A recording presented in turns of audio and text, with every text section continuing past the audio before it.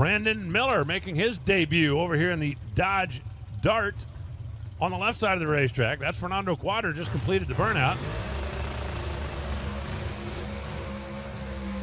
I mean, obviously, you know, you leave Indy and you get into the countdown to the championship and you expect to have a couple of little newsy stories here and there, but not, okay, let's fly in Tanner, not, look, Fernando's got a new car, not, look, Brandon Miller and Chris Sweeney both making their debuts at the next event. But we got a whole lot of stuff going on in Pro Stock this weekend.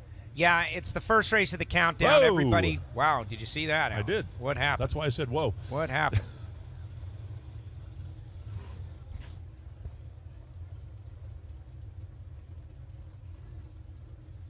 I do not believe it's running down there right now. It looked like it, you know, normally you get those things rolling backwards and then you just kind of kick the thing into neutral. It almost looked like it tried to go back into forward, but that's next to impossible to do with the transmission that these things use. All right, he's able to start it up and get it rolling back again. I can tell you from personal experience, and not that I've driven a million Pro Stock cars, but I can tell you from personal experience, once they're rolling backwards, if you kick it in neutral and you're not going fast enough, you ain't getting it back in gear without stopping. But I don't think that was the issue down there. Now, it is still running, so it looks like they're going to go ahead and stage it up. The good news for a Pro Stock car, they burn gas.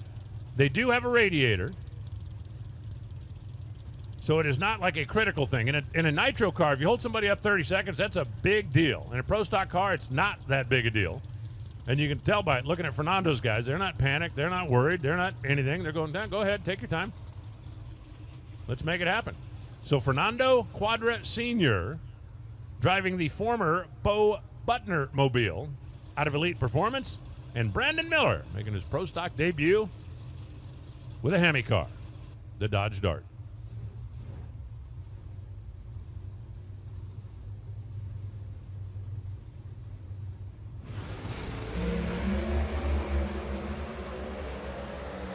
Brandon's car kind of stuck the tire down there when he let the clutch out. That's going to cost him at the other end. Fernando goes 6.628 at 206.